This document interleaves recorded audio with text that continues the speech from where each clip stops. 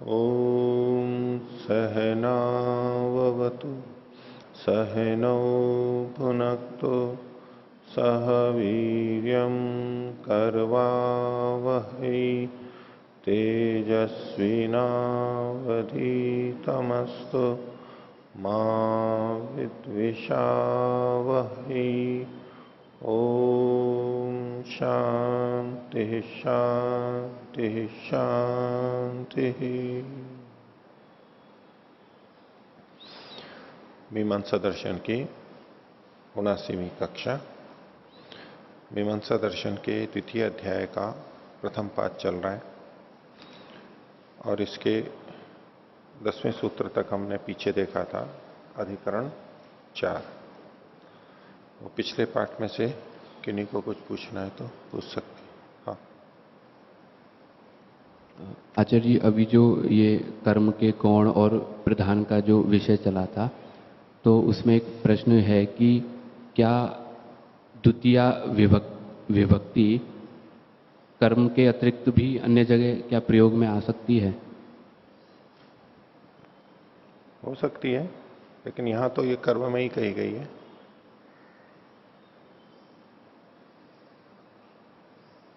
कहीं प्रसंगवशात भिन्नता हो सकती है, लेकिन कर्म में ही आती है, ये मान के चलिए।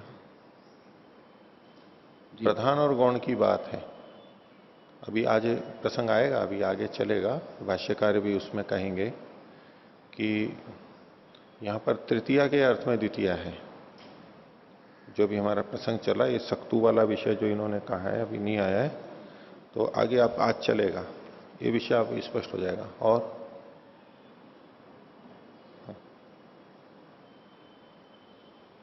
पृष्ठ संख्या 371। हाँ, सप्तम सूत्र से भाष्ये द्वितीय पंक्ति। हाँ, द्रव्यम गुणभूतम कर्म निवृत्ते है ईप्सिततमत्वात्। तो अत्र ईप्सिततमत्वात् गौणत्वं कथं सिद्ध्यति? हाँ, द्रव्य जो होता है वो गुणभूत होता है। द्रव्य होता है कर्म के लिए, इसलिए इन्होंने कहा कर्म निवृत्ते है। कर्म की यानी क्रिया की निवृत्ति के लिए, उत्पत्ति के लिए ईप्सिततम होता है। यहां पर जिस तरह से वचन लेंगे उदाहरणों में, तो क्रिया की निवृत्ति के लिए होता है, यानी कर्ण के रूप में यहां पर लिया है द्रव्य को। ईप्सिततम उस दृष्टि से क्रिया के लिए वो आवश्यक होता है, इस दृष्टि से कहा। कर्तुर ईप्सिततम कर्म वाला नहीं लिया यहां पर इन्होंने। द्रव्य क्रिया की निवृत्ति के लिए आवश्यक होता है, जैसे दात्रेण लुनाति, दात्र क्रिया की निवृत्ति के लिए ईप्सिततम है वहां पर। ठीक है, हाँ। परंतु ब्रीहीन अवहंति, व्रीहि भी ब्रीहीन व्रीहीन अवहंति, हाँ। तत्र तो ब्रीहि ईप्सिततमं भवति, परंतु हाँ, तत्र मुख्यो अस्ति गौण न भवति। वहां तो मुख्य ही होगा अवहनन क्रिया की। इसीलिए तो इन्होंने कहा यस्तु द्रव्यम चिकीर्ष्यते या यही द्रव्यम न चिकीर्ष्यते, यही तो अंतर है। तो अवहनन क्रिया से व्रीहि में अंतर आ रहा है, संस्कार हो रहा है, इसलिए अवहनन क्रिया गौण है और द्रव्य वहां पर प्रधान है। सब जगह नहीं होगा। यहां पर जो इन्होंने कोष्ठक में तत्र लगाया है ना, तत्र, ये उस प्रसंग को जोड़ने के लिए है। इसको आपको पीछे से देखेंगे।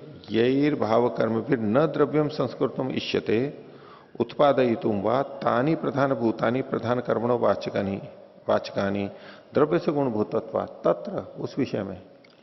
यूं तो द्रव्य भी प्रधान होता है, क्रिया अप्रधान होती है, इसका भी साथ में है ही दूसरे जो उदाहरण है। तो यहां तत्र जो कोष्ठक में लिया, ये प्रसंगवशात लेना ही पड़ेगा कि इस तरह इस प्रसंगों में। हाँ, ब्रीहीन अवहंति, अत्र ब्रीहि शब्द ईप्सिततमो वर्तते वा न? व्रीहि ईप्सिततमः अस्ति वा न? अस्ति। पुनः ईप्सिततमत्व हेतुना कथम? क्रिया के लिए, कर्म के लिए ईप्सिततम नहीं है वो वहां पर। व्रीहीन अवहंति में अवहनन क्रिया है, व्रीहि अवहनन क्रिया के लिए ईप्सिततम नहीं है। व्रीहि अवहनन क्रिया के लिए नहीं है। इसमें जो लिखा है ना, कर्म निवृत्ते है ईप्सित तमत्वात, ये कर्म निवृत्ते विशेषण लगा है यहां पर। कर्तुर ईप्सित तमत्वात नहीं है, कर्तुर ईप्सित तमम ये नहीं कहा है यहां पर। कर्म की निवृत्ति के लिए वो आवश्यक है द्रव्य, और जो दूसरे के लिए होता है वो गुण होता है, गौण होता है, ये तो सिद्धांत है ही इनका। हाँ द्वितीयः प्रश्नः। हाँ प्रियंगवे अपि चरौ, तो प्रियंगो तो मालकांगिनी इति लिखितमस्ति, तस्य चरौ कथं भवति? मालकांगिनी इन्होंने लिखा है, मालकांगिनी नहीं होना चाहिए, वो कुछ और होना चाहिए, कोई ऐसा अल्पधान होते हैं ना, कुधान्य होते हैं, वो मालकांगिनी वाला अर्थ ठीक नहीं लगता है। ये उसके बीज होने चाहिए, जैसे कि चावल होता है, जैसे सांवा होता है, कोदो होता है, ये इस प्रकार के कुछ, उनको कुधान्य भी कहते हैं, लघु धान्य होते हैं, और जंगल में होते हैं अपने आप वो सब, तो उनको, उनका तो चरु बनेगा। हाँ और बोलिए। पृष्ठ संख्या 375 जी, नीचे से दूसरी पंक्ति भाष्य की। यद्यपि प्रत्यक्षाधिभिर गुण भावो न गम्यते प्रमाणांतरेण शब्देन गम्यते, ये एक बार स्पष्ट। हाँ, तो प्रत्यक्ष आदि से इनका गुण भाव प्रकट नहीं हो रहा है। किनका?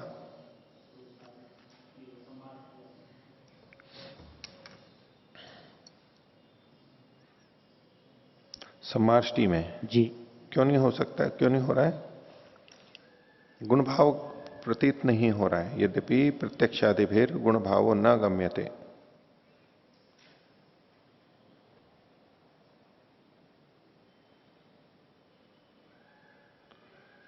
प्रमाणांतर से इनका गुण भाव जाना जाता है जी। ठीक है, इनका मतलब इन क्रियाओं का, ये क्रियाओं का, इसे पीछे देखिए, तच्चेद ईप्सित तमम कर्म गुणभूतम यद्यपि प्रत्यक्षादि फिर गुण भाव न गम्यते। किनका? कर्मों का। कर्मों का गुण भाव नहीं पता लगता है। कर्मों का गुण भाव कब पता लगता? जब कर्म से, क्रिया से द्रव्य में परिवर्तन आता। जी। क्रिया से द्रव्य में यदि परिवर्तन आ रहा है तब तो वो क्रिया द्रव्य के लिए हुई है, इसलिए द्रव्य प्रधान हो जाएगा और क्रिया का गुण भाव आ जाएगा। ठीक है। हाँ। और उसमें अब अदृष्ट कल्पना करने की आवश्यकता नहीं है। हालांकि लोग करते हैं मीमांसक लोग, पर वैसे आवश्यकता नहीं है। लेकिन यदि द्रव्य में परिवर्तन दिखाई नहीं दे रहा है सम्मार्जन आदि में, इसमें, तो इसका क्या मतलब हुआ कि क्रिया द्रव्य में संस्कार के लिए नहीं है जी। कुछ परिवर्तन नहीं आ रहा है, तो क्रिया किसके लिए होगी? अब दृष्ट, दृष्ट प्रयोजन तो रहा नहीं द्रव्य में, तो अदृष्ट के लिए हो जाएगा। अदृष्ट के लिए जो होते ही अब ये जो क्रिया है ये प्रधान हो जाएगी। जी। द्रव्य में यदि क्रिया से परिवर्तन आ रहा है तो द्रव्य गुण कर्म होगा, और यदि क्रिया से द्रव्य में परिवर्तन नहीं आ रहा है तो क्रिया प्रधान कर्म हो जाएगी। तो इसलिए इन्होंने कहा कि प्रत्यक्ष आदि से तो वहां पर गुण भाव क्रिया का दिखाई नहीं दे रहा है, लेकिन कैसे? प्रमाणांतरेण शब्देन, ये जो अग्नि द्वितीय विभक्ति है, श्रुति शब्द है, उससे पता लगता है। ठीक है। बोलिए। पृष्ठ संख्या 367 पांचवी पंक्ति। 367 पांचवी पंक्ति। हाँ। सत्यपि भस्मन्यस्तीति चेत न विद्यमानोपलंभने अपि अदर्शनात्। यहां अदर्शन से किसका आदर्शन कहा जा रहा है? हवि का, क्रिया का, या दोनों का? हाँ, तो दोनों तरह से अर्थ ले लिए जाते हैं। वैसे यहां पर संगति लगानी है और दोनों तरह से संगति लग जाती है। देखिए, जब पूर्व पक्षी को यह कहा था कि हवि तो अब रही नहीं कर्म का आश्रय, तो यदि वो कहे कि भस्म है, सत्यपि भस्मनी अस्ति इति चेत, बोले भस्म तो है इसलिए आश्रय तो अभी भी विद्यमान है। कौन विद्यमान है? आश्रय विद्यमान है। तो उसके लिए सिद्धांत कह रहा है कि न, ठीक नहीं है। क्यों? विद्यमानोपलंबने अपि, विद्यमान की प्राप्ति होने पर भी, विद्यमान मतलब अभी भस्म के, भस्म विद्यमान है, चूंकि पूर्व पक्षी ने कहा था विद्यमान है, तो बोले विद्यमान की प्राप्ति होते हुए भी अदर्शनात्, क्रिया के न दिखाई देने से। क्रिया तो दिखाई दे ही नहीं रही है, फिर भी आश्रय के होने पर पूर्व पक्षी ने कहा था आश्रय तो है, सिद्धांती ने पहले कहा था कि आश्रय नहीं है तो क्रिया भी नहीं है। तो पूर्व पक्षी ने आश्रय को दिखा दिया। तो आश्रय है इसका यह मतलब नहीं है कि क्रिया हो ही वहां पर। बोले आश्रय अगर माना भी जाए भस्म को तो भी क्रिया तो वहां पर नहीं देखी जा रही है, इसलिए क्रिया नहीं मानी जा सकती।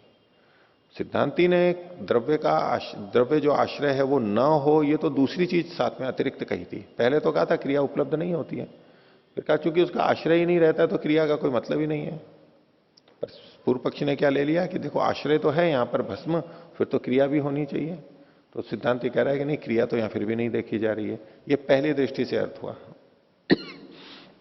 दूसरी दृष्टि से जो अर्थ किया था वो क्या कि सत्यपि भस्मनि अस्ति इति चेत, भस्म के होते हुए भी वो है, आश्रय है, ऐसा अगर कहें तो बोले विद्यमानोपलंबने, विद्यमान के उपलब्ध होने पर, जो जो विद्यमान होता है वह उपलब्ध होता है। तो उसलिए, लेकिन अदर्शनात्, लेकिन हवि तो यहां पर दिखाई नहीं दे रही है। आप अगर भस्म को आश्रय कह रहे हो तो लेकिन हवि तो वहां पर दिखाई नहीं दे रही है, इसलिए आप भस्म को कह नहीं सकते कि ये आश्रय अभी भी विद्यमान है, हवि रूप में विद्यमान नहीं है। ये दूसरे ढंग से अर्थ हो सकता है। पूछिए, लोकेश जी पूछिए। पृष्ठ संख्या 373, सूत्र संख्या 9, नीचे से दूसरी पंक्ति। द्रव्यम तो एवं जातीयकम अभिनिर्वर्तयत गुणभूतम। इसके आप कल 2 अर्थ किए थे, जो अर्थ किए उसकी संग्रह दोबारा बताइए, दोनों में अंतर क्या हो रहा? देखिए, जो अर्थ नीचे लिखा हुआ है, व्याख्या में लिखा हुआ है, उस अर्थ में ये गुणभूतम द्रव्यम ये प्रतीति होगी। गुणभूत कौन है? द्रव्य गुणभूत है, ये सिद्ध किया जा रहा है। और जो मैंने दूसरे ढंग से किया था उसमें गुणभूत कौन हो रहा है? कर्म गुणभूत हो रहा है। एक में द्रव्य गुणभूत हो रहा है, एक में कर्म गुणभूत हो रहा है। ठीक है, तो चूंकि हमारा प्रसंग कर्मों से संबंधित है कि कर्म प्रधान है अप्रधान है, इसलिए कर्म को गुणभूत मानना वो अर्थ अधिक संगत है बजाय द्रव्य के। अब द्रव्य के मान करके भी परोक्ष रूप से ठीक है द्रव्य गुणभूत है तो कर्म प्रधान हो जाएगा, ऐसा करके अर्थ ले लेते हैं, संगति तो वहां भी लग जाएगी। लेकिन सीधे सीधे इस वाक्य को कर्म गुणभूत होने में जब घटाएंगे तो ये अधिक संगत है। ये दोनों में अंतर है। ठीक है, और हाँ। ओम। आचार्य जी, इसी सूत्र में पृष्ठ संख्या 373, 9वां सूत्र, तो इस सूत्र में जो ये कहा धर्म मात्रे तो कर्म स्यात् अनिर्वृत्ते है प्रयाजवत, तो यहाँ पर जो प्रयाजवत उदाहरण दिया, तो इसकी व्याख्या करते हुए यहाँ पर युधिष्ठिर मीमांसक जी ने नीचे लिखा हुआ है अपने व्याख्या की सबसे नीचे से दूसरी पंक्ति में, प्रयाजान यजति। तो यहाँ कह रहे हैं कि ये जो प्रयाज है ये अपूर्व को उत्पन्न करता है। तो यहाँ पर जो प्रयाजान है ये जैसे मुख्य है, उसी प्रकार से सृचः सम्मार्ष्टि में जो क्या बोलते हैं सम्मार्ष्टि है वो मुख्य है। जैसे प्रयाजान यजति में यजति मुख्य है, वैसे ही सृचः सम्मार्ष्टि में वो मुख्य होना चाहिए, ऐसे पूर्व पक्षी ने रखा था। तो इसका आगे सिद्धांति ने उत्तर भी दिया, लेकिन इसका उत्तर क्या बनेगा कि प्रयाजान यजति में द्वितीय होने पर भी यहाँ पर प्रयाजान तो गौण ही है, यजति मुख्य है। प्रयाजान में कोई द्रव्य तो है नहीं, सृचः सम्मार्ष्टि आदि ये तो सब द्रव्य हैं। प्रयाजान यजति, ठीक है, तो ये तो क्या है, कर्म के ही नाम है, तो इसलिए प्रधान है, इसमें द्रव्य वाली तो बात ही नहीं है। तो पूर्व पक्षी तो अपनी बात को पुष्टि के लिए कह रहा है, इसको द्रव्य की में भी अपूर्व है, उसको भी कर्म को प्रधान माना जाए, इसके लिए वो केवल इतना देख रहा है कि प्रधान याग होता है, उससे पहले प्रयाज होते हैं और बाद में अनुयाज होते हैं, तो फल तो प्रधान का ही होगा। अपूर्व की उत्पत्ति मुख्य वही हुआ प्रधान, लेकिन जो प्रधान के सहायक हैं प्रयाज और अनुयाज, उनका भी अपूर्व माना गया है। तो इससे पूर्व पक्षी ये संकेत देना चाहता है कि प्रधान कर्म ही अपूर्व को बनाता हो, ऐसा नहीं, उसकी दूसरी चीजें भी, उसके आसपास की उसकी जो सहायक है उनसे भी अपूर्व बनता है। तो ऐसे ही यहां पर सुचा सम्माष्टि ये भी सहायक है प्रधान याग की, यहां पर भी अपूर्व बनना चाहिए। अप्रधान में भी, अप्रधान क्रियाओं में भी, सहायक क्रियाओं में भी अपूर्व बन सकता है। उसके उदाहरण के लिए वह इसने दे दिया। जबकि प्रयाजान यजति यहां पर तो सीधे कर्म का ही नाम है, द्रव्य तो है ही नहीं, यहां पर प्रसंग द्रव्य का चल रहा था, इसलिए ये बात ठीक नहीं आएगी, है ना। प्रयाज कर्म से अपूर्व को उत्पन्न करे, प्रयाजान यजति। हो गया? हाँ आचार्य जी, दूसरा प्रश्न है, जैसे व्यवहार में होता है कि जैसे आपने किसी से कहा कि कोई अतिथि आए हैं, रेलवे स्टेशन में हैं, उनको लेके आना है, तो स्कूटी से उनको लेके आओ, तो लेकिन लाने वाले ने देखा कि स्कूटी नहीं है, तो वो ये भी कर सकता है कि चूंकि स्कूटी से लाने के लिए कहा था, स्कूटी तो है नहीं इसलिए लाएगा ही नहीं। अथवा ये हो सकता है कि लाना मुख्य है तो स्कूटी भले ही ना मिले लेकिन दूसरी चीज से भी लेके आ सकते हैं। तो ऐसी स्थिति में मतलब कैसे निर्धारण करें कि मतलब स्कूटी से ही अगर स्कूटी मुख्य है या लाना मुख्य है? लाना मुख्य है, ये तो आपको ही खुद को पता लग जाएगा। स्कूटी मुख्य है या लाना मुख्य है? स्कूटी लाने के लिए है, ये हमारे को समझ में आता है।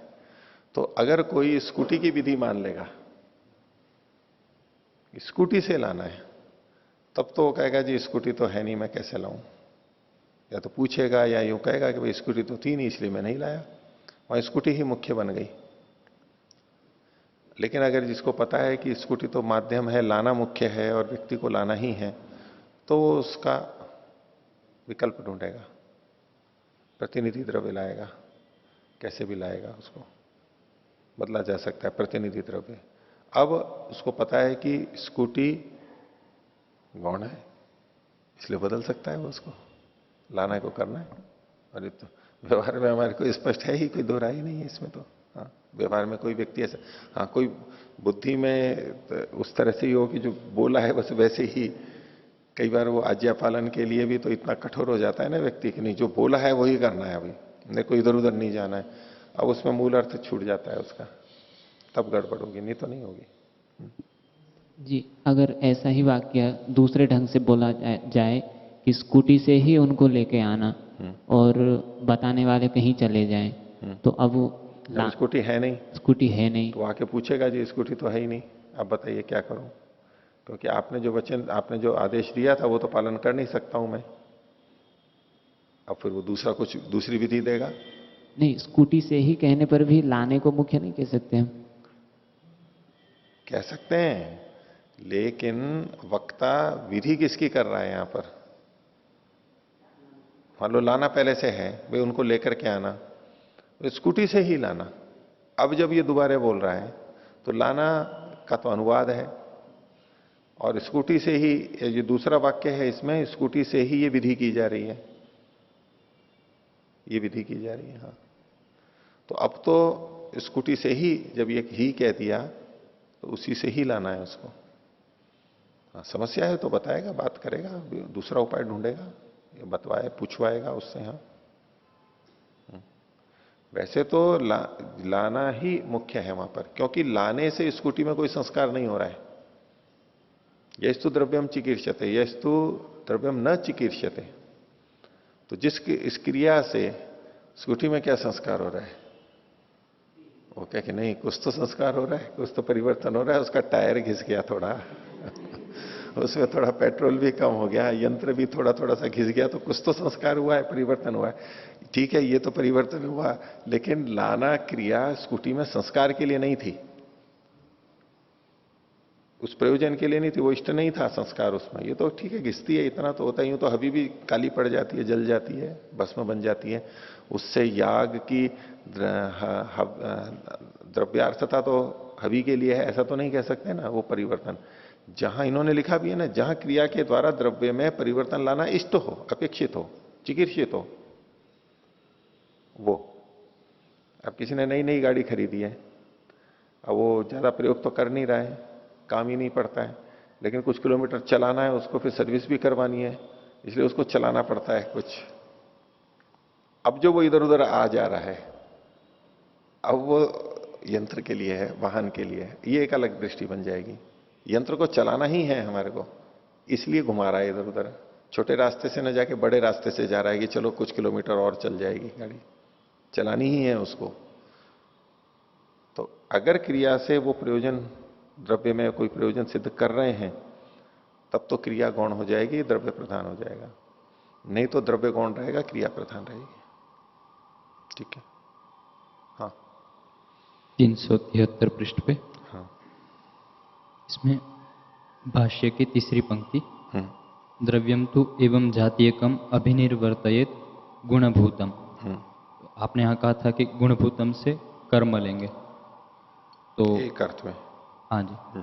तो जो कर्म लेंगे तो उसकी जो अगला वाक्य है उससे जो अगला वाक्य है, हाँ। तस्य गुणभूतत्वात् इदम प्रधान भूतम, इससे कैसे संगति लगेगी? इसकी संगति ये होगी कि तस्य मतलब ताद्रिक कर्मस्य, उस प्रकार के कर्म की। किस प्रकार का कर्म? जो पिछली पंक्ति में गुणभूत कर्म कहा गया है उसकी, उस प्रकार के कर्म के गुणभूत होने से इदम, ये जो यहां वाला है इस प्रकार का, एवं जातीय कम कर्म जो यहां पर कहा गया है, ये प्रधानभूत हो जाएगा। उस प्रकार के कर्म गुणभूत होते हैं, लेकिन वो चूंकि गुणभूत होते हैं, ये उस तरह का है नहीं, तो इस प्रकार का कर्म तो प्रधानभूत हो जाएगा। तो यहां तस्य का मतलब होगा ताद्रिक कर्मस्य, और इदम प्रधान भूतम का मैं होगा, इदम का मतलब एवं जातीयकम कर्म प्रधान भूतम, सम्मार्ष्टि, श्रुच सम्मार्ष्टि। क्योंकि वहां यह कहा गया था कि वो द्रव्य को निर्वृत्त करता है, द्रव्य में परिवर्तन लाता है, और यहां कोई परिवर्तन आ नहीं रहा है, तो ये उस तरह का कर्म तो हुआ नहीं, उसमें द्रव्य में परिवर्तन लाए, इसलिए ये प्रधान हो जाएगा। ठीक है। ठीक है। और जी यथा होम माध्यमेन घृत आदि सामग्रीणां संस्कारं भूत्वा जलवायु शुद्धिर्भवति, तत्र कश्चित् यदि स्वर्गकामं त्यक्त्वा केवल वातावरण शुद्ध्यर्थम होमो करोति और तदा भवति घृत आदि सामग्री द्वारा, तो तत्र होमो मुख्य भविष्यति वा द्रव्याणां संस्कार मुख्य भविष्यति? ठीक है, आप उस दृष्टि से देखते हैं तो द्रव्य को आप मुख्य मान सकते हैं। इनका यह कथन है कि होम से पर्यावरण की शुद्धि होती है, वृष्टि की जल की शुद्धि होती है इत्यादि, तो वो तो फल हो गया। और उसमें जो द्रव्य काम में लिए गए थे, यद्यपि उन द्रव्यों से होम किया जा रहा है, द्रव्यों से होम किया जा रहा है, लेकिन इन्होंने किस ढंग से प्रस्तुत किया कि उस होम या याग के द्वारा द्रव्यों को इस रूप में परिवर्तित किया जा रहा है कि वो पर्यावरण के लिए अच्छे हो जाते हैं। होम एक ऐसी क्रिया हो गई जो हवि द्रव्य को, सामग्री घृत को इस रूप में बदल देती है, यानी उसमें संस्कार कर रही है कि वो द्रव्य फिर ऊपर जाकर के और पर्यावरण की शुद्धि कर रहे हैं। ऐसा यदि माना जाए तो क्या होगा? तो यस्तु द्रव्यम चिकीर्ष्यते, जिनसे, जिस क्रिया से द्रव्य में संस्कार की इच्छा की जाती है, वो किया जाता है परिवर्तन, वो कर्म गौण हो जाएगा, बिल्कुल गौण हो जाएगा। अब ये नहीं कहा जाएगा कि ये द्रव्य याग के लिए है, ये द्रव्य याग के लिए, ये नहीं कहा जाएगा। याग इन द्रव्यों के लिए है कि इन द्रव्यों को परिवर्तित करके वहां जाए। आपकी विवक्षा वैसी हो गई है, उस ढंग से अगर प्रयोग कर रहे हैं तो। नहीं तो कुल मिलाकर के जब याग का अपूर्व फल आएगा, तब तो द्रव्य याग के लिए ही माना जाएगा। ठीक है, पर उस तरह से यहां चर्चा नहीं करते हैं। जिस दृष्टि से आपने रखा है उस तरह की बात यहां आती नहीं है। ये तो आजकल सोमयाग आदि में या सब जगह ये चीजें बोली जाती हैं कि सबके हित के लिए है, वृष्टि होगी, धन धान्य फल वनस्पतियां आदि अच्छी होंगी, सबका आरोग्य होगा, सुख शांति होगी, ये सब चीजें बोलते हैं आजकल। ये यहां भी केरल में भी बोला, सब जगह बोलते हैं इन चीजों को, ये सबके कल्याण के लिए, उसको सार्वजनिक बनाने के लिए। लेकिन वैसे जो फल है यजमान का, वो तो अलग माना ही जाता है।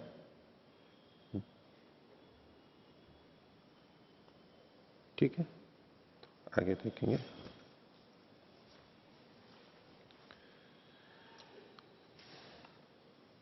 पृष्ठ संख्या 375, दूसरे अध्याय के प्रथम पाद का ये चौथा अधिकरण चल रहा है और हम आगे 11वें सूत्र को देखेंगे। अधिकरण था सम्मार्जन आदि कर्मों की अप्रधानता का अधिकरण। सम्मार्जन आदि या प्रधान है या अप्रधान है, ये भी चर्चा हुई और पीछे के वर्णन के अनुसार यहां पर इसको अप्रधान कर्म माना गया। तो पीछे के अनुसार मोटे तौर पे देखेंगे तो ये प्रधान कर्म देखने लगेगा, क्योंकि इन द्रव्यों में क्रिया से परिवर्तन नहीं आ रहा है। ये स्तु द्रव्यम न चिकीर्ष्यते वाली बात यहां घट रही है। तो इसके लिए सिद्धांति ने इसके अतिरिक्त बात कही यहां पर कि इस तरह के शब्दों का प्रयोग जहां और वाक्यों में किया जाता है वहां पर द्रव्य अप्रधान होता है, वहां द्रव्य प्रधान होता है। द्रव्य प्रधान होता है तो क्रिया गौण हो जाती है। ऐसा ही यहां पर भी हमें समझना चाहिए। ब्रीहीन अवहंती को उदाहरण के रूप में लिया और यहां द्वितीय विभक्ति को देखा था। तो पूर्व पक्षी ने आक्षेप किया था कि द्वितीय विभक्ति है, इसका मतलब कि जहां जहां द्वितीय विभक्ति है वहां वहां वो द्रव्य प्रधान ही होगा। क्या द्वितीय विभक्ति के कारण आप ऐसा कह रहे हो? तो बोले नहीं, ऐसा नहीं है। जहां जहां द्वितीय है नहीं, उसके लिए पीछे कारण है, क्योंकि श्रुति ऐसा कह रही है। द्वितीय विभक्ति में कर्ता का ईप्सिततम कहा जाता है, यहां भी द्वितीय है, इस दृष्टि से यहां पर है, कारण है। केवल द्वितीय को देख करके नहीं बोल रहे हैं, उसमें कारण है, इसलिए ऐसा बोला जा रहा है। तो इस प्रकार के कर्मों को तस्मात् गुणभूतम एवं जातीयकम इति, यहां तक सिद्धांति ने बोल दिया था।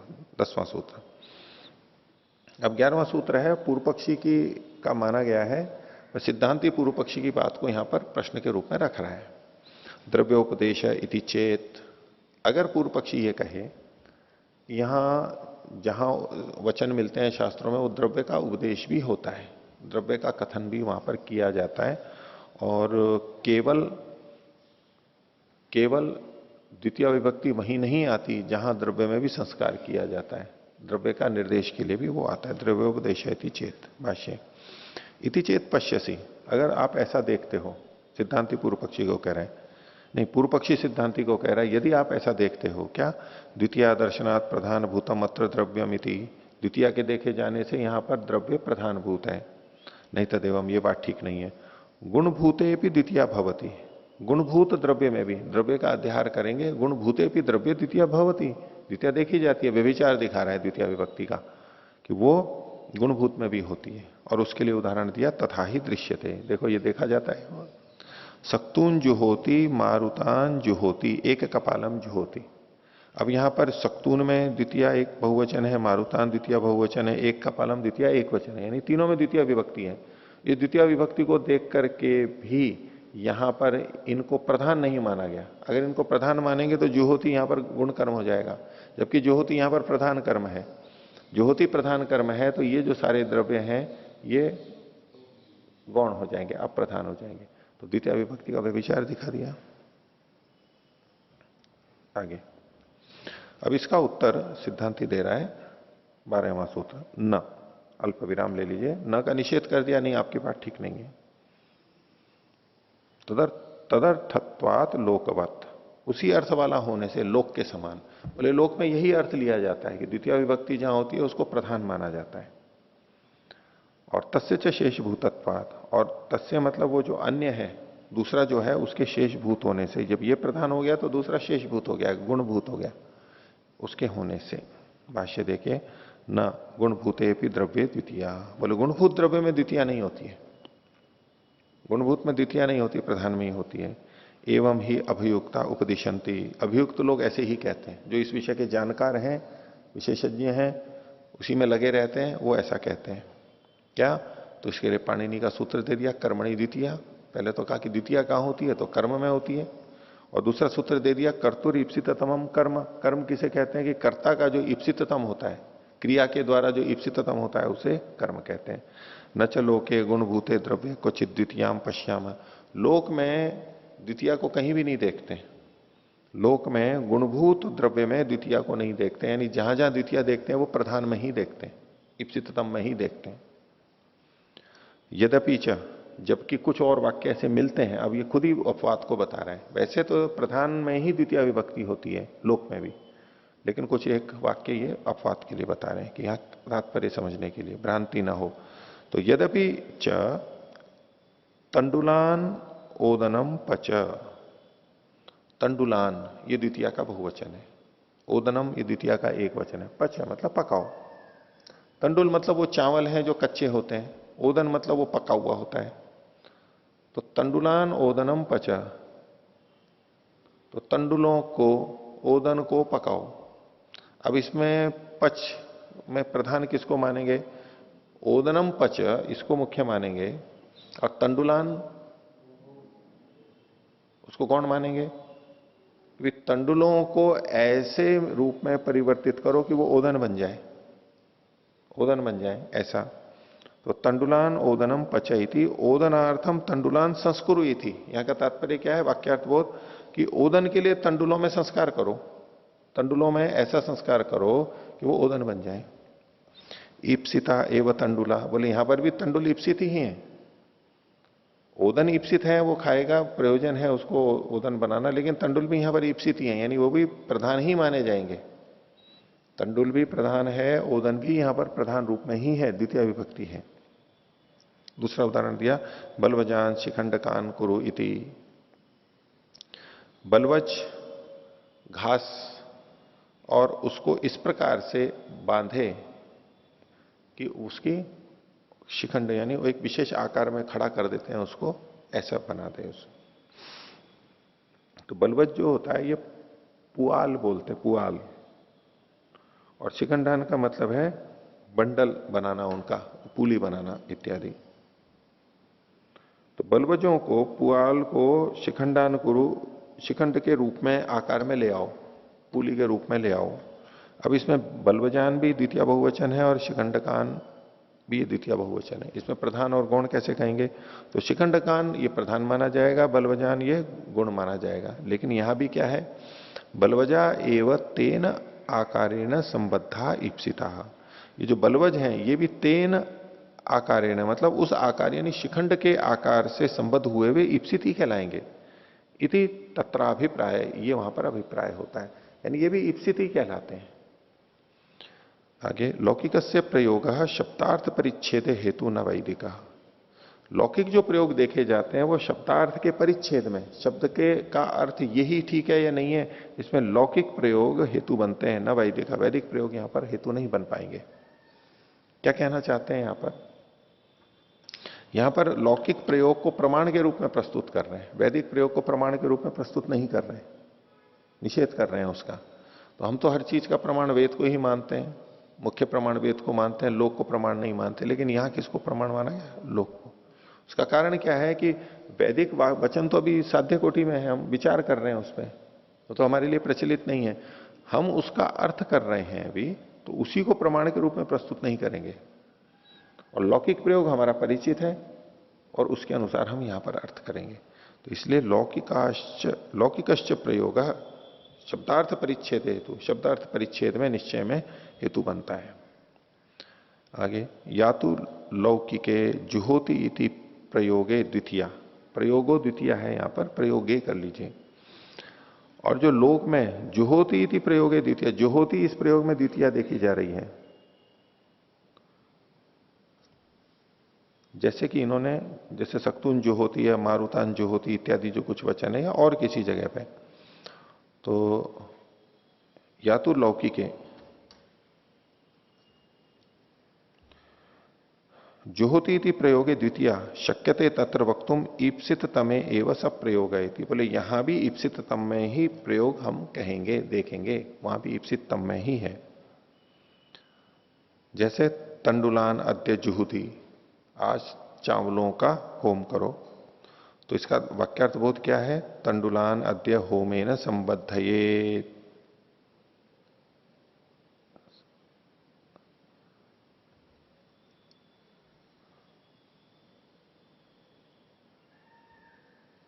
इति लोके भवती ही बहु प्रकारा विवक्षा संबंध ये रीति, ऐसा होना चाहिए है। संबंधयति, ये पे ए नहीं है, संबंधयेति, हाँ संबंधयति, ठीक है, संबंधयति है। हाँ, तो तंडुलान अद्य होमेन संबंधय इति, तो तंडुलों को होम के साथ में संबंध करें। अब यहां पर जुहुदी का अर्थ क्या आ गया? संबंध करना, भिन्न अर्थ आ गया।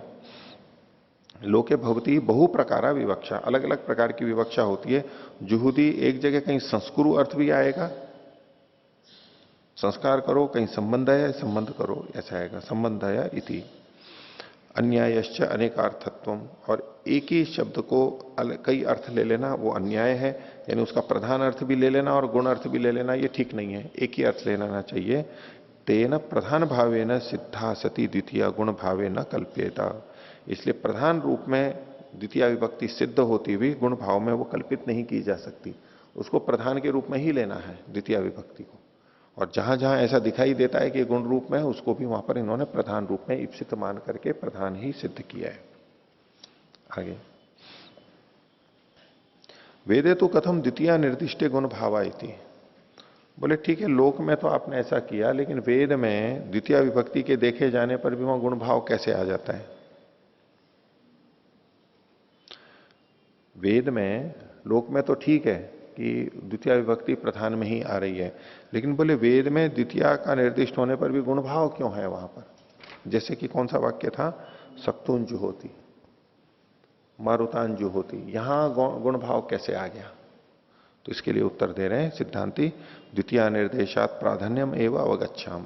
द्वितीय के निर्देश से वैसे तो प्रधानता ही जानी जाती है, वही हम भी जान रहे हैं, लेकिन एवं आगते प्राधान्य बलीय सा हेतुना नास्ति प्राधान्यम इति अवगम्यते। तो इस प्रकार जान लेने पर प्रधानता के जान लेने पर भी सत्यपि अर्थ लेंगे, एवं अवगते एवं प्राधान्य अवगते सत्यपि, इस प्रकार प्रधानता जान लेने पर भी द्वितीय विभक्ति से, लेकिन बलीय सा हेतुना, किसी दूसरे बलवान हेतु से, बलीय सा हेतुना के द्वारा बाद में जो अल्प विराम है वो काट दीजिए और प्राधान्य के बाद में अल्प विराम लीजिए, एवं अवगते प्राधान्य अल्प विराम, बलीय सा हेतुना अल्प विराम हटाइए, बलीय सा हेतुना बलवान हेतु से इति अवगम्यते, ये जाना जाता है क्या, नास्ति प्राधान्यम, या प्रधानता नहीं है। तो द्वितीय विभक्ति से प्रधानता आते हुए भी एक दूसरा बलवान हेतु मिल रहा है जिसके कारण से वो प्रधानता नहीं दिखाई देगी। वो क्या है वो आगे बताएंगे, कुतः कैसे।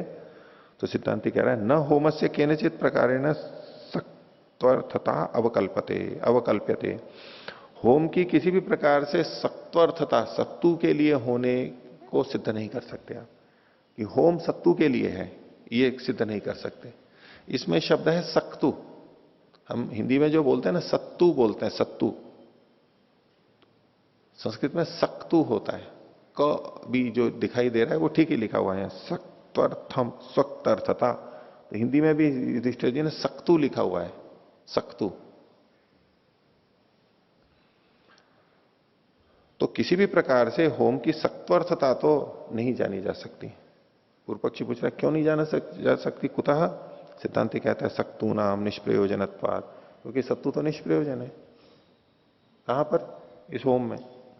वैसे सत्तुओं का प्रयोग होता है, लाभदायक है, लेकिन यहां जो उससे होम किया गया अब वो सक्तु निष्प्रयोजन है। यदि कर्म सक्तु के लिए होवे यहां पर और सक्तु निष्प्रयोजन होवे तो सक्तु भी निष्प्रयोजन हुआ और वो कर्म भी निष्प्रयोजन हुआ, वो होम भी, सक्तु का होम भी निष्प्रयोजन हुआ, निष्प्रयोजन तो दोषपूर्ण हो जाएगा, इसलिए ऐसा नहीं मानते। तो सक्तु नाम निष्प्रयोजनत्वात् न सक्तु नाम अन्यत प्रयोजनम दृश्यते श्रूयते वा, सत्तुओं का और कोई प्रयोजन न तो प्रत्यक्ष दिखाई दे रहा है और न शास्त्र से सुना जा रहा है, बस इतना है कि सत्तुन जो होती उससे होम करता है, आगे लाभ नहीं बताया जा रहा है। यदि वह होमस तदर्थ, अगर अभिपगम से मान भी लें कि होम उस सक्तु के लिए है तो होमो भी निष्प्रयोजन है, होम भी निष्प्रयोजन हो जाएगा।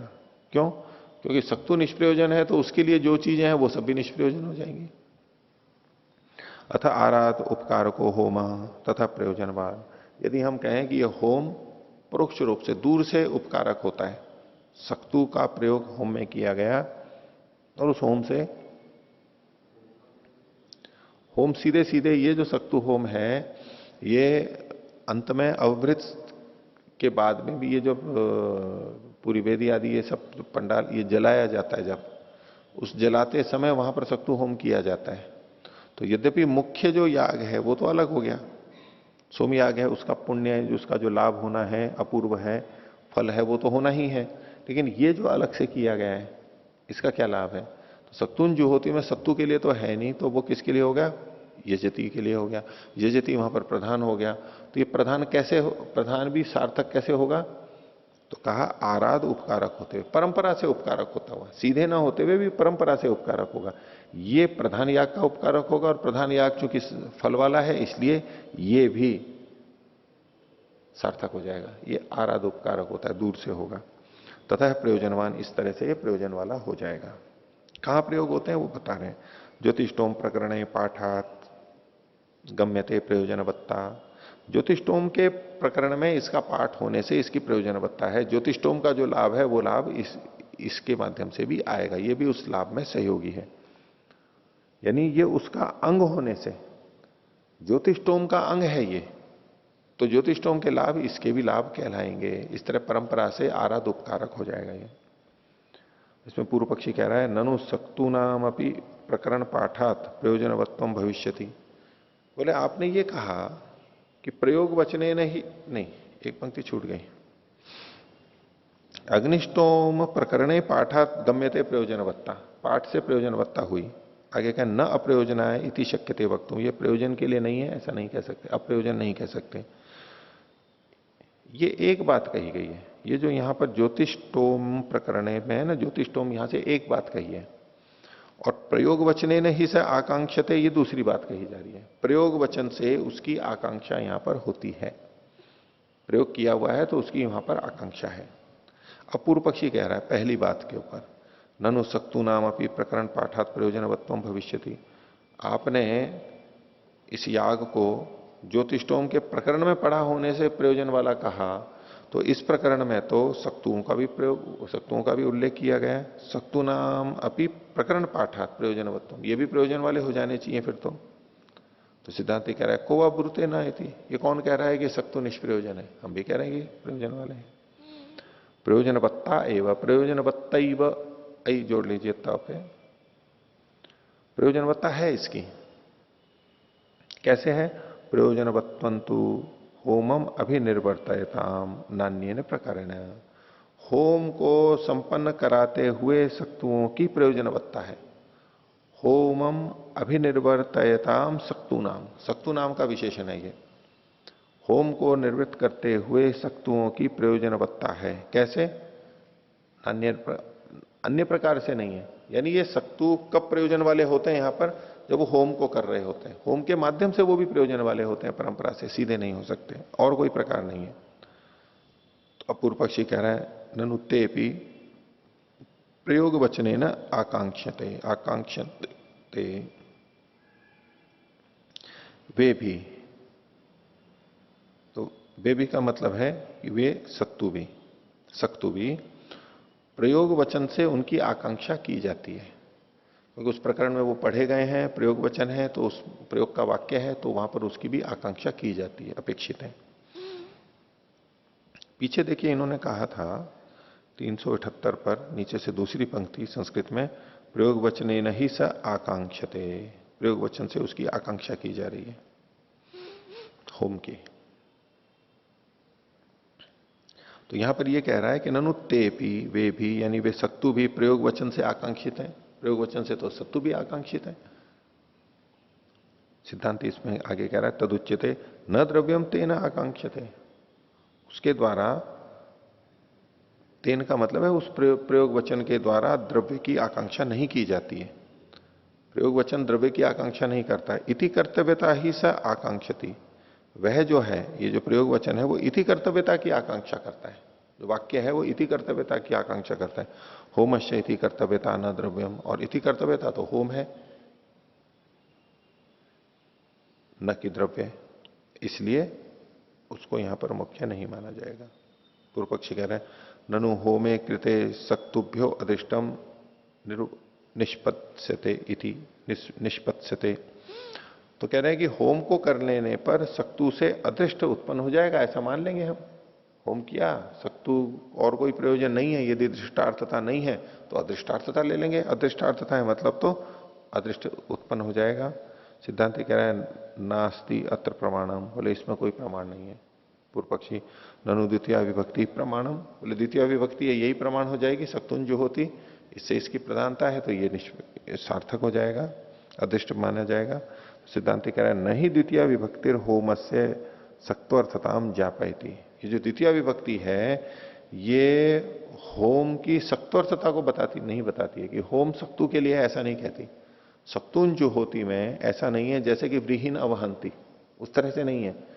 तो ये जो क्रिया द्वितीय विभक्ति है ये क्रिया की सक्त्वर्थता को नहीं बताती है, ये उसके लिए है ऐसा नहीं कहती है। न सक्तवः प्रयोजनवंता इति, इसलिए सक्तु जो है वो प्रयोजन वाले नहीं है, ये सिद्धांति ने कहा है। यहां तक पूर्व पक्षी कह रहा है आगे, भवेत होम सक्त्वर्थ होम संबद्धा सक्तवः स्युरिति। बोले होम तो सक्तु के लिए माना जाए द्वितीय विभक्ति को देख करके, और होम से संबंध जो सक्तु हैं और जो सक्तु हैं वो होम से संबद्ध हो जाएंगे। होम सक्तु के लिए होगा और सक्तु होम से संबद्ध हो जाएंगे। इस पर सिद्धांति कह रहा है भवंती होमे कृते सक्तवो होम संबद्धा। ये जो होम कर लेने पर सक्तु होम से संबद्ध होते हैं।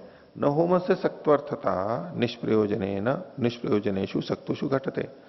होम की सक्त्वर्थता तो निष्प्रयोजन सक्तुओं में घटती ही नहीं है।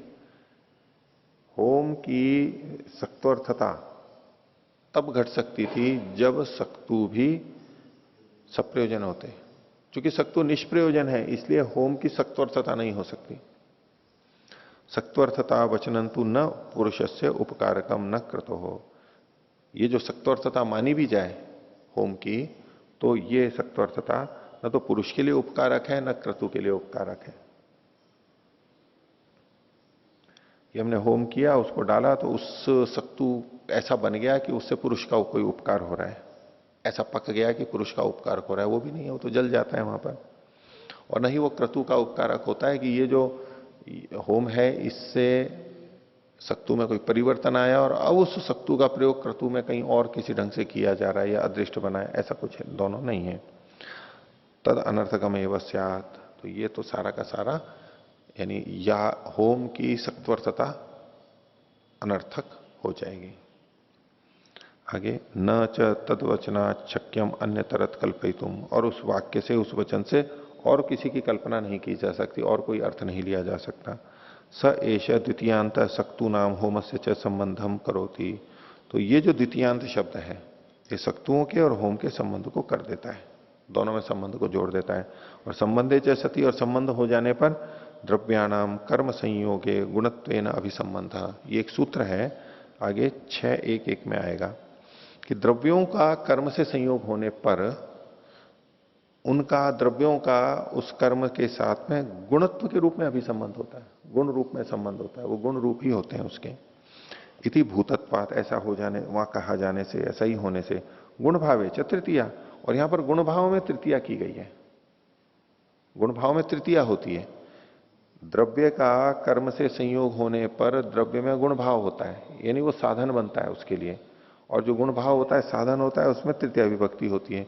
तेन उच्यते तृतीया स्थाने द्वितीया इति। इसलिए यहां कहा जा रहा है, यहां पर तृतीया के स्थान पर द्वितीया विभक्ति है। सक्तुन जुहोती में तृतीया के अर्थ में द्वितीया की गई है। उसके द्वारा होम करें, सक्तु के द्वारा होम करें, तात्पर्य तो ये है, लेकिन सक्तुन जुहोती यहां पर कहा गया है। तेन तदर्थत्वात् होमार्थत्वात् सक्तु नाम न प्राधान्यम द्वितीय संयोगे अपि। इसलिए सक्तुओं में द्वितीय का संयोग होने पर भी, चूंकि वो तदर्थ हैं यानी याग के लिए हैं, इसलिए होम के लिए हैं, इसलिए तदर्थत्वात् को खोल दिया है इन्होंने होमार्थत्वात्। ये होम के लिए होने से सक्तु नाम न प्राधान्यम, सक्तुओं की प्रधानता नहीं होती है द्वितीय विभक्ति के होने पर भी। ये जो पीछे इन्होंने कहा था द्वितीय विभक्ति की होने पर प्रधानता होती है, लेकिन फिर भी यहां पर एक दूसरा प्रबल बलवत्ता है, हेतु है, बाधक कारण है, जिसलिए यह प्रधान नहीं कहा जाएगा द्रव्य।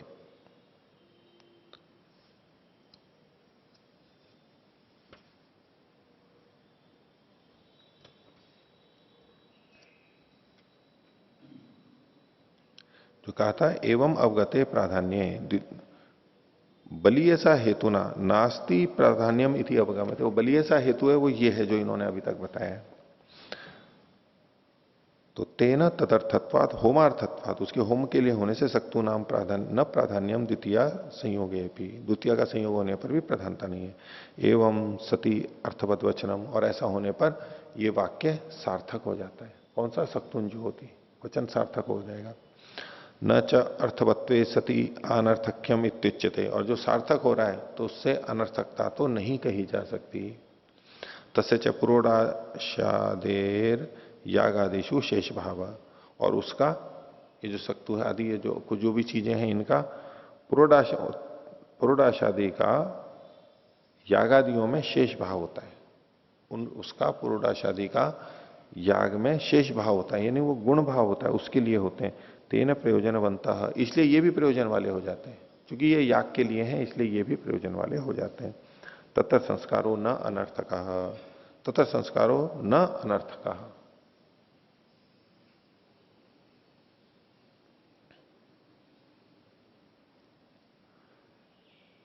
तो ऐसे में ये जो संस्कार है, अगर इन द्रव्यों का जब संस्कार किया जाता है तो वो अनर्थक नहीं होता है। पीछे बताया था तस्य च पुरोडाशादेर यागादिशु शेष भावा, ये पुरोडाश का जो पर्यग्नीकरण कहा था पीछे, पुरोडाशम पर्यग्नि करोति, तो इससे वहां कोई परिवर्तन नहीं दिखाई दे रहा है, इसलिए कोई अनर्थक समझने लगे। तो इन्होंने पीछे क्या कह दिया यहां पर, तस्य च पुरोडाशादेर यागादिशु शेष भावा, यागादि में इसका शेष भाव है, तेन प्रयोजनवंता, इसलिए ये प्रयोजन वाले हैं, इसलिए तत्र संस्कारों न अनर्थक, इसलिए वो जो पर्यग्नीकरण आदि संस्कार किया गया था वो अनर्थक नहीं है, वो सार्थक है, वहां पर प्रयोजन वाला है। न च दृष्टोपकाराय इति चेत अधिष्ठार्थो भविष्यति, और कोई कहे कि यहां पर दृष्टि के उपकार के लिए तो है ही नहीं, दृष्टोपकार तो है ही नहीं, इसलिए ये तो अनर्थक ही होगा, ऐसा कोई कहे तो ठीक नहीं है, क्योंकि ये अदृष्ट के लिए हो जाएगा। अदृष्टोपि संस्कारो अस्तिति अवगम्यते लोके, और संस्कार तो अदृष्ट भी होता है, संस्कार दृष्टि ही हो यह आवश्यक नहीं है, संस्कार अदृष्ट भी होता है, दिखाई न देने वाला भी होता है। तो पर्यग्नीकरण से जो संस्कार हो रहा है वो अदृष्ट हो रहा है, दिखाई नहीं देने वाला है। अधिष्टोपि संस्कारो अस्ति इति अवगम्यते लोके, यथा, जैसे कि ग्रामांतरात आगतानाम पुरुषाणाम पर्यग्नीकरणेन अदिष्ट उपकार क्रियते इत्युच्यते, दूसरे गांव से आए हुए पुरुषों का पर्यग्नीकरण से अदृष्ट उपकार किया जाता है, ये कहा जाता है लोक में। बाहर से जो लोग आते हैं दूसरे गांव से, घर में आते हैं बाहर से, तो उसको पहले संस्कारित किया जाता है, पर्यग्नीकरण किया जाता है, अग्नि उसके चारों ओर फैली जाती है, वो अग्नि जलाते हैं, अग्नि में कुछ औषधियां डालते हैं, गूगल आदि है जो भी, उससे कुछ धुआं होता है, उससे उसको शुद्ध करके अंदर लाते हैं,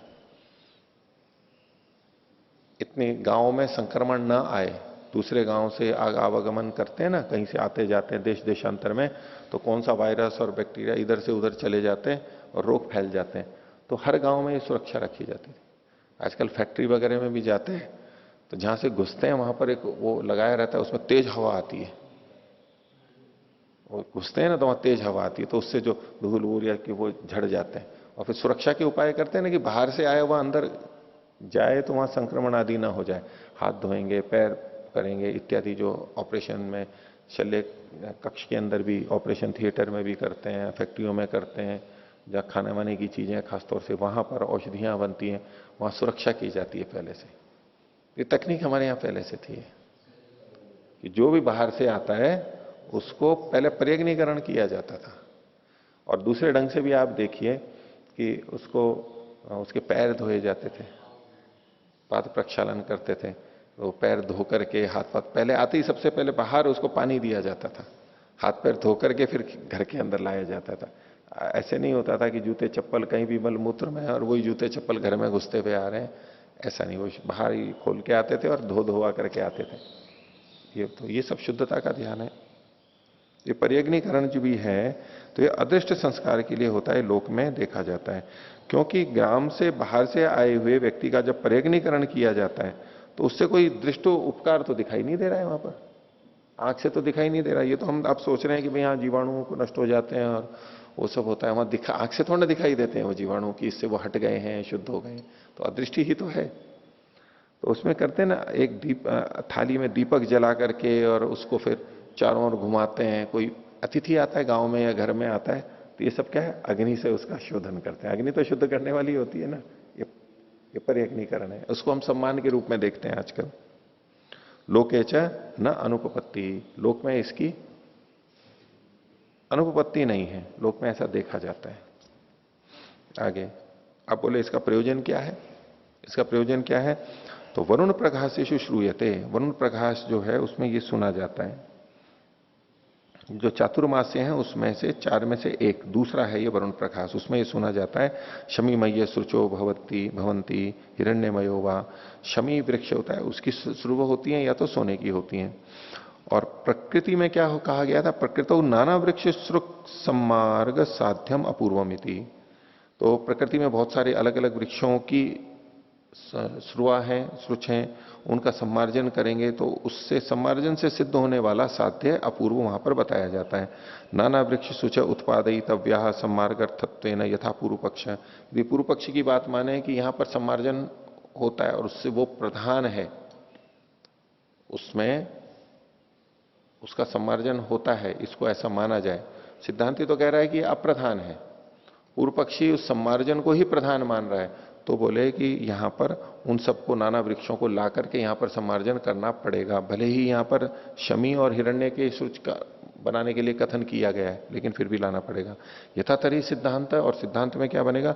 शमी मय एवं ही हिरण्यमयो वा सम्मार्ष्टव्य। शमी या हिरण्य की लाएंगे, उसी का ही सम्मार्जन करना पड़ेगा, यानी गौरव नहीं होगा। तथा दूसरा उदाहरण दे रहे हैं, यत्र बाणवंत परिधय, बाण वाली परिधियां, इशु की परिधियां होती हैं, तत्रापि पलाशा उत्पादयितव्या पूर्व पक्षे। क्योंकि मूल में पलाश है और यहां पर बाण की है, तो भी पूर्व पक्षी के मत में तो पलाश को फिर लाना पड़ेगा, क्योंकि उसकी विधि है, प्रधान कर्म है वहां पर। सिद्धांत बाणवंता एवं सम्मार्ष्टव्य। सिद्धांत पक्ष में तो बाण मुख्य है, उनको उनका सम्मार्जन किया जाए, क्रिया गौण है। तीसरा उदाहरण है, अवभृते च पूर्व पक्षे उत्पादयितव्यो अग्नि सम्मार्गाय। प्रकृति में अग्नि का सम्मार्जन कहा गया है, और इधर अवभृत में अवभृत इष्टि करेंगे तो वहां पर तो अग्नि होती नहीं है, पानी में होता है। लेकिन चूंकि प्रकृति में अग्नि का सम्मार्जन कहा गया है प्रधान कर्म की तरह, तो यहां पर भी अग्नि फिर जला करके सम्मार्जन करना पड़ेगा, ये गलत होगा। और जबकि सिद्धांत पक्ष में सिद्धांते च आपह सम्मार्जनीय है, सिद्धांत में जल को का ही सम्मार्जन किया जाएगा, अग्नि का नहीं किया जाएगा।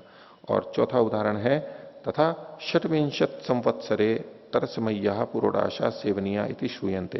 ये षट्विंश संवत्सर नाम का क्या गया, उसमें मांसमय पुरोडाश होता है, उस वो सेवनीय होता है, ये सुना जाता है। तो तत्रापि पिष्टमय पुरोडाश उत्पादयितव्य पर्यग्निकरणार्थत्वेन पूर्व पक्षे। पूर्व पक्ष में यहां पर पुरोडाश, पिष्ट वाला पुरोडाश भी बनाना पड़ेगा, क्योंकि पर्यग्निकरण जरूरी है, तरसमय से काम नहीं चलेगा। और सिद्धांते मांसमया एवं पर्यग्नि कर्तव्या। सिद्धांत पक्ष में तो उसी को कर देंगे, नया पिष्टमय नहीं लाना पड़ेगा प्रकृति के समान। ये प्रयोजन हुआ इति सम्मार्जनादि नाम अप्रधानताधिकरण। प्रणव।